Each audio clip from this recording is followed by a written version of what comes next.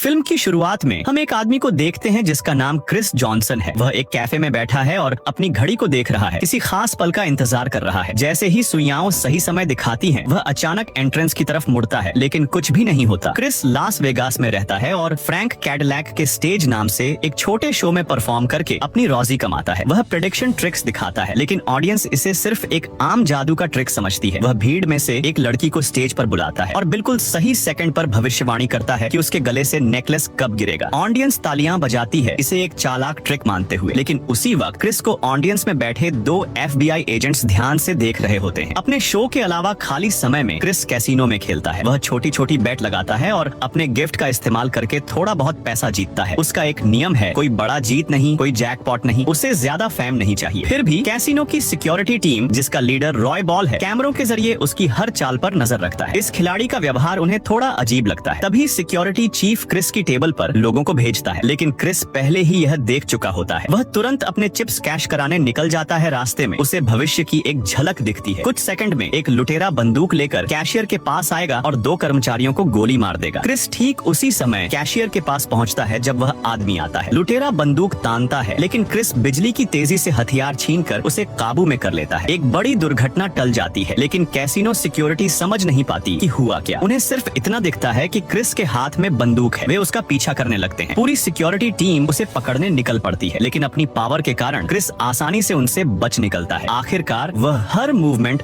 2 minute पहले देख सकता है और उनके बीच ऐसे निकल जाता है जैसे कोई भूत हो। पार्किंग में क्रिस पहली कार चुराकर भाग जाता है। अब मामला और गंभीर हो जाता है। पुलिस भी उसके पीछे लग जाती है। लास वेगास की सड़कों पर तेज रफ्तार पीछा शुरू होता है। क्रिस रेलवे ट्रैक के पास पहुंचता है। उसे दिखता है कि कुछ सेकंड में ट्रेन आने वाली है, लेकिन उसकी स्पीड कम है। वह अपने भविष्य को रीप्ले करता है और इस बार और तेज एक्सीलरेट करता है। वह ट्रेन से पहले निकल जाता है। ट्रेन उसके पीछा करने वालों को रोक देती है और क्रिस बच निकलता है। FBI एजेंट कैली फेरिस कैसीनो से उसके भागने की रिकॉर्डिंग देखती है। वह उसकी हर चाल की जांच करती है और समझ जाती है कि इस आदमी के पास सच में एक अनोखी शक्ति है। तभी उसका बॉस आता है और उसे एक जरूरी मिशन की याद दिलाता है। आतंकवादियों ने एक न्यूक्लियर डिवाइस चुरा लिया है और उसे लॉस एंजलिस में विस्फोट करने की योजना बना रहे हैं। FBI पूरी कोशिश कर रही है, लेकिन कोई सुराग नहीं मिला। बॉस को क्रिस में दिलचस्पी नहीं है, लेकिन कैली उसे ऑपरेशन में शामिल करने के लिए मना लेती है। वह रॉय बॉल को बुलाकर पूछताछ करती है और क्रिस की पावर को समझने की कोशिश करती है। कैसीनो की फुटेज देखकर कैली रास्ता निकालती है कि क्रिस कम से कम 1.5 से 2 मिनट आगे का भविष्य देख सकता है। यह बम ढूंढने के लिए काफी है। इसी दौरान क्रिस अपने पुराने दोस्त इर्व के पास पहुंचता है। बूढ़ा आदमी उसे चोरी की कार के लिए डांटता है और उसकी चिंता करता है। दोनों बिलियर्ड्स खेलते हैं और उस लड़की के बारे में बात करते हैं जिसे क्रिस ने अपने विजन में देखा था। वह इकलौती है जिसे उसने 2 मिनट से आगे देखा है। क्रिस को यकीन है कि वही उसकी सच्ची मोहब्बत है। इर्व उसे सलाह देता है कि उसे भूल जाओ और कोई जोखिम मत लो। अचानक क्रिस रुक जाता है। उसे दिखता है कि 1 मिनट में एक FBI एजेंट यहाँ आएगी, लेकिन इस बार वह भागने वाला नहीं है। कैली अंदर आती है। वह इर्व को बाहर भेज देती है और क्रिस के साथ अकेले बात करती है। वह उसकी भविष्य देखने की पावर की तरफ इशारा करती है, लेकिन क्रिस इसे अपने जादू का हिस्सा बताकर टाल देता है। कैली सीधे मुद्दे पर आती है। वह न्यूक्लियर डिवाइस के बारे में बताती है और उससे मदद मांगती है, लेकिन क्रिस साफ मना कर देता है। वह नहीं चाहता कि सरकार उसकी पावर के बारे में जाने। तब कैली उसे धमकाती है, चोरी की कार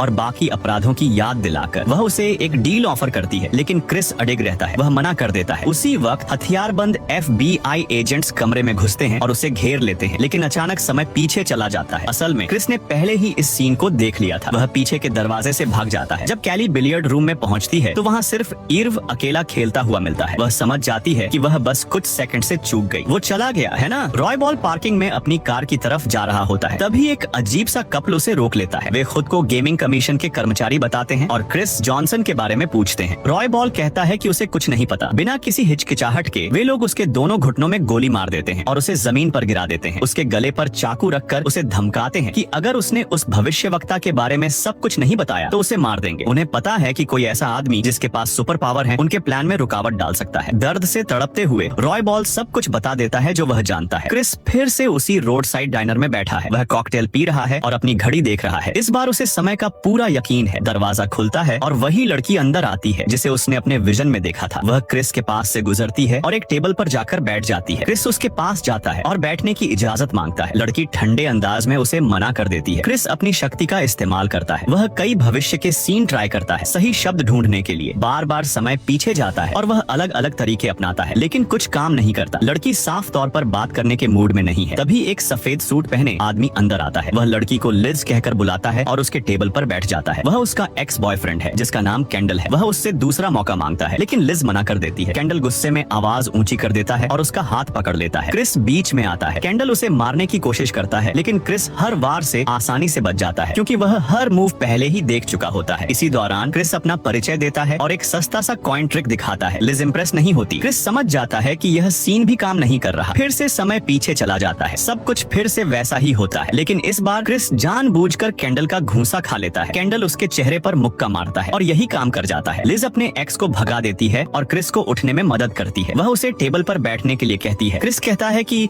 उसकी कार चोरी हो गई है और उसे इंडियन रिजर्वेशन तक जाना है। लिज वैसे भी वहीं जा रही होती है। वह वहाँ के स्कूल में पढ़ाती है। वह उसे लिफ्ट देने के लिए मान जाती है। दोनों कार में बैठते हैं और निकल पड़ते हैं। ग्रैंड कैनियन के खूबसूरत नजारों के बीच उनका सफर शुरू होता है। क्रिस इसे किस्मत का खेल मानकर बातचीत शुरू करता है लेकिन लिज अभी भी थोड़ी सतर्क रहती है। उधर कैली और उसका पार्टनर कवनो डाइनर के स्टाफ से पूछताछ करते हैं। वेट्रेस उन्हें बताती है कि वह जोड़ा किस दिशा में गया है। कवनो कैली को रॉय बॉल की हत्या की खबर देता है। उसका गला काट दिया गया था। अब साफ हो जाता है कि आतंकवादी भी क्रिस के पीछे हैं। वे उसे खत्म करना चाहते हैं ताकि वह उनके प्लान में दखल न दे सके। इसके बाद हमें एक सी पोर्ट दिखाया जाता है जहाँ कुछ लोग कंटेनर से न्यूक्लियर डिवाइस उतार रहे होते हैं। यही लोग थे जिन्होंने कैसीनो चीफ को मारा था। उधर क्रिस और लिज इंडियन सेटलमेंट पहुंचते हैं। लिज अपने एक स्टूडेंट के लिए बर्थडे गिफ्ट लाई होती है। क्रिस भी पीछे नहीं रहता। वह बच्चे को एक ट्रिक दिखाता है। पत्थर को एक छोटी छिपकली में बदल देता है। बच्चा खुश हो जाता है। लिज भी अब धीरे धीरे क्रिस के करीब आने लगती है। शाम को वे बारिश भरी सड़क पर ड्राइव कर रहे होते हैं। लिज सो जाती है और क्रिस के कंधे पर सिर रख देती है। आगे रोड सर्विस ने रास्ता बंद कर रखा है। तेज बारिश की वजह से सड़क बह गई है और आगे जाना मुमकिन नहीं है। उन्हें वापस मुड़ना पड़ता है और पास के एक होटल में रुकना पड़ता है। FBI ट्रैफिक कैमरों से लिज की कार को ट्रैक कर लेती है। कैली तुरंत कवनो को वहां जाने का ऑर्डर देती है। उन्हें प्रॉफिट को पकड़ने का मौका मिल गया है। दोनों क्लिफहैंगर नाम के मोटल में चेक इन करते हैं। कमरे में सिर्फ एक ही बेड है। क्रिस जेंटलमैन बनते हुए कहता है कि वह कार में सो जाएगा। लिज कुछ नहीं कहती लेकिन गहरी सांस लेती है। वह सो नहीं पाती और उठकर खिड़की से बाहर देखने लगती है। सुबह कवनो कैली को क्रिस की सटीक लोकेशन बता देता है। अब ऑपरेशन की प्लानिंग शुरू होती है। उसी वक्त FBI हेडक्वार्टर में एक इमरजेंसी ब्रीफिंग चल रही होती है। डायरेक्टर विजडम न्यूक्लियर अलर्ट की जांच करता है। वह अपने अधिकारियों को डांटता है कि उनके पास कोई सुराग नहीं है। हालात बेहद गंभीर हैं। आतंकवादी कभी भी बम फोड़ सकते हैं। कैली बीच में बोलती है और क्रिस जॉनसन को पकड़ने के लिए टीम मांगती है। उसे पूरा यकीन है कि वही इस बम को ढूंढ सकता है। डायरेक्टर मान जाता है। FBI अपनी सारी ताकत झोंक देती है। उधर आतंकवादी FBI की हर हरकत पर नजर रख रहे होते हैं। उनका लीडर स्मिथ फैसला करता है कि वे कैली की टीम का पीछा करेंगे। अगर वे प्रॉफिट तक पहुंच गए तो आतंकवादी पहले उसे मार देंगे। सुबह क्रिस लिज को एक और ट्रिक दिखाता है। वह कागज के फूल को असली गुलाब में बदल देता है और उसे दे देता है। अब आखिरकार लिज का दिल पिघल जाता है। वह उसे किस करने देती है। दोनों कमरे में जाते हैं और साथ समय बिताते हैं। उधर FBI अपनी प्लानिंग तैयार कर रही होती है। कैली समझती है कि आम तरीके से क्रिस को पकड़ना नामुमकिन है। वह हर चाल 2 मिनट पहले देख लेगा और भाग जाएगा। उन्हें चालाकी से काम लेना होगा। वे लिज का इस्तेमाल करने का फैसला करते हैं। जब लिज शॉपिंग के लिए स्टोर जाती है तो कैली उसे रास्ते में रोक लेती है। एजेंट उसे अपना FBI बैज दिखाती है और उसे कार में बैठने के लिए कहती है। लिज हैरान रह जाती है। कैली उसे कैसीनो के कैमरों की फुटेज दिखाती है जिसमें क्रिस के हाथ में बंदूक होती है। एजेंट उसे यकीन दिलाती है कि उसका साथी एक खतरनाक अपराधी और साइकोपैथ है। वह कहती है कि क्रिस ने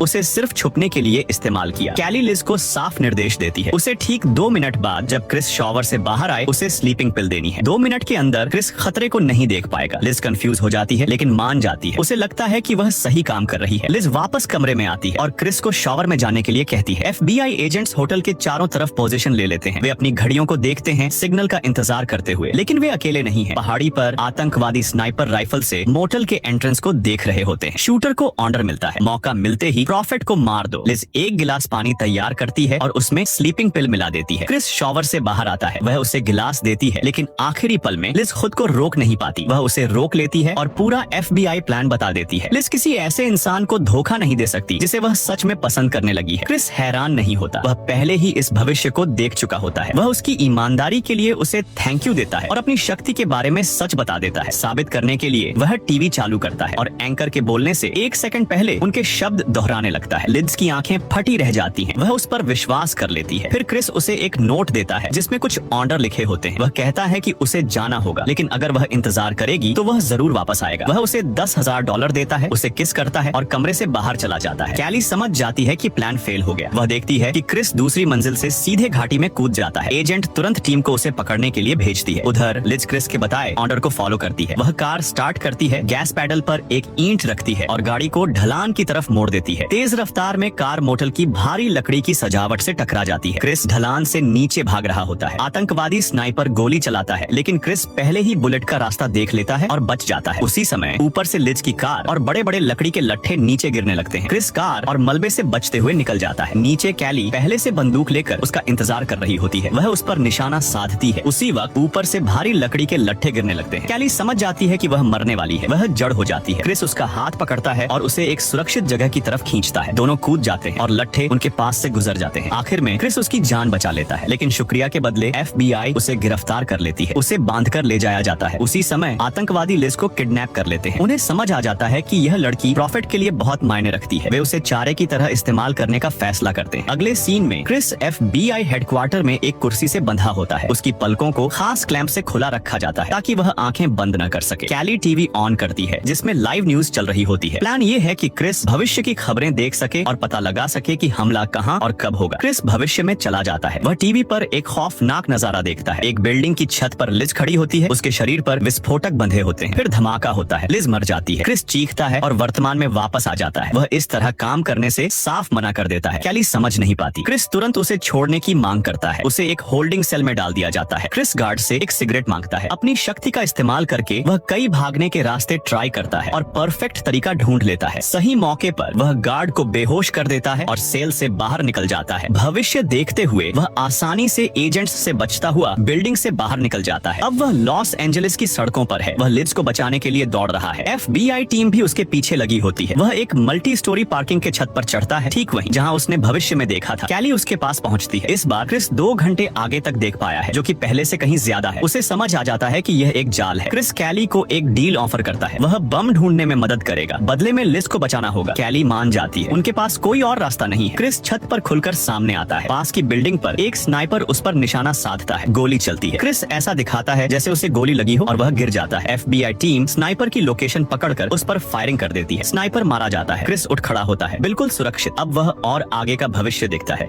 और उस वैन का नंबर पता लगा लेता है जिसमें लिज को लाया जाएगा। उसी समय आतंकवादी लिज को विस्फोटकों से बांधकर एक वैन में डाल रहे होते हैं। वे उसे प्रॉफिट के लिए चारे के रूप में पोर्ट की तरफ ले जा रहे हैं। इस वक्त क्रिस FBI टीम के साथ एक ब्रीफिंग करता है। वह खुद ऑपरेशन को लीड करता है और हर एक मूव के लिए सही समय और जगह बताता है। अटैक शुरू होता है। वैन को बताए गए लोकेशन पर रोक लिया जाता है। आतंकवादी भागने की कोशिश करते हैं। क्रिस के इशारे पर कैली एक सटीक शॉट से फ्यूल बैरल्स को उड़ा देती है। धमाके से वैन पलट जाती है। लिज बाहर निकलती है और पोर्ट के डॉक्स में छिप जाती है। क्रिस और टीम उसकी मदद के लिए दौड़ते हैं, लेकिन आतंकवादी पहले पहुंच जाते हैं। वे लिज को पकड़ लेते हैं और उसे ह्यूमन शील्ड की तरह इस्तेमाल करते हैं। वे बंधक के पीछे छिपकर भागने की कोशिश करते हैं। क्रिस और टीम उनका पीछा करते हैं और एक विशाल टैंकर पर चढ़ जाते हैं। अपनी शक्ति का इस्तेमाल करते हुए क्रिस देख लेता है कि आतंकवादियों ने कहां-कहां विस्फोटक ट्रैप लगाए हैं। वह टीम को एक सुरक्षित रास्ते से ले जाता है, कई बमों को फटने से बचाते हुए। फिर कुछ हैरान कर देने वाला होता है। क्रिस जैसे खुद के कई क्लोन बना लेता है। वह एक साथ दर्जनों भविष्य के सीन देख रहा होता है, टैंकर के हर कोने में लिज को ढूंढते हुए। ऐसा लगता है जैसे कई क्रिस एक साथ जहाज पर दौड़ रहे हो। आखिरकार वह लिज की लोकेशन ढूंढ लेता है। फायर फाइट में FBI टीम कई आतंकवादियों को मार गिराती है, लेकिन एक एजेंट मारा जाता है, कैली का पार्टनर कवर्नो। कैली इस नुकसान से टूट जाती है। क्रिस टीम को टैंकर के अंदर ले जाता है। वहाँ उन्हें आतंकवादियों का लीडर स्मिथ मिलता है। वह लिज को अपने सामने ढाल बनाकर खड़ा होता है और उसके सिर पर बंदूक रखता है। स्मिथ धमकी देता है अगर वे आगे बढ़े तो वह लिज को मार देगा। क्रिस हर मुमकिन भविष्य को देखने लगता है। उसे दर्जनों नतीजे दिखाई देते हैं, ज्यादातर में कोई न कोई मर जाता है। आखिरकार उसे एक सही रास्ता मिल जाता है। क्रिस सीधे स्मिथ की तरफ दौड़ता है। स्मिथ गोली चलाता है। क्रिस पहली गोली से बचता है, फिर दूसरी से, फिर तीसरी से। वह गोलियों के बीच ऐसे नाच रहा होता है जैसे हर मूव पहले से जानता हो। बिल्कुल सही पल पर एजेंट कैली गोली चलाती है। गोली सीधे स्मिथ के सिर में लगती है। आतंकवादी वहीं गिर जाता है। लिज बच जाती है। क्रिस उसे गले लगा लेता है, लेकिन कहानी यहीं खत्म नहीं होती। न्यूक्लियर डिवाइस पोर्ट पर नहीं है। कैली को एहसास होता है कि बम कहीं और है। वह क्रिस को एक सीस्मोग्राफ के पास ले जाती है, एक खास मशीन जो भविष्य के विस्फोट की लोकेशन पकड़ सकती है। क्रिस उस मशीन को देखकर भविष्य में झांकने की कोशिश करता है। उसका चेहरा सफेद पड़ जाता है। उसे समझ आता है उससे गलती हो गई। ये सब एक जाल था। आतंकवादियों ने जानबूझकर समय बर्बाद किया। उसी पल लॉस एंजलिस के डाउनटाउन में एक भयानक धमाका होता है। एक विशाल न्यूक्लियर मशरूम आसमान में उठता है। शॉक वेव सब कुछ मिटा देती है। लाखों लोग मर जाते हैं। क्रिस और लिज इस तबाही को डर से देखते हैं। फिर शॉक वेव उन्हें भी निगल लेती है। सफेद चमक खत्म। क्रिस अपनी आंखें खोलता है। वह क्लिफ हैंगर मोटल के कमरे में लेटा होता है। लिज उसके सीने पर चैन से सो रही होती है। बाहर सुबह हो चुकी है। जो कुछ भी हुआ, विस्फोट और उससे पहले की हर चीज, वह सिर्फ एक मुमकिन भविष्य था। क्रिस ने बहुत दूर तक देखा था और उस तबाही को देख लिया था जो तब होगी अगर वह FBI की मदद नहीं करेगा। क्रिस फोन उठा उठाता है और कैली को कॉल करता है। वह मदद करने के लिए तैयार हो जाता है, लेकिन एक शर्त पर। लिज को इस सब में शामिल नहीं किया जाएगा। कैली वादा करती है कि वह लड़की की सुरक्षा जरूर करेगी। क्रिस लिज को जगाता है। वह उसे बताता है कि उसे एक जरूरी काम से जाना होगा, लेकिन वह जरूर वापस आएगा। वह उससे इंतजार करने के लिए कहता है। क्रिस उसे किस करता है और कमरे से बाहर निकल जाता है। वह होटल के बरामदे में बैठ जाता है। उसके दिमाग में एक ख्याल आता है। तभी एक काली एसयूवी वहाँ आकर रुकती है। एजेंट कैली बाहर निकलती है। क्रिस कार में बैठ जाता है। वे दोनों लॉस एंजलिस को बचाने के लिए निकल पड़ते हैं। फिल्म यहीं खत्म होती है। क्रिस समझ चुका होता है कि उसकी शक्ति सिर्फ अपने फायदे के लिए नहीं है। बड़ी ताकत के साथ बड़ी जिम्मेदारी भी आती है। वह भविष्य को बदल सकता है और लाखों जिंदगियां बचा सकता है। अब उसके पास सब कुछ ठीक करने का मौका है। उसने पहले से भी आगे देखा था, तबाही भी और उसे रोकने का रास्ता भी।